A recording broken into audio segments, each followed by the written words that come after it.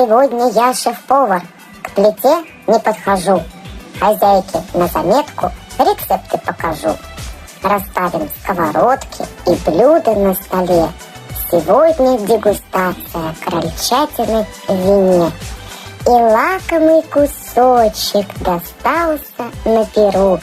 Хозяйка не заметила, а я сижу, пою.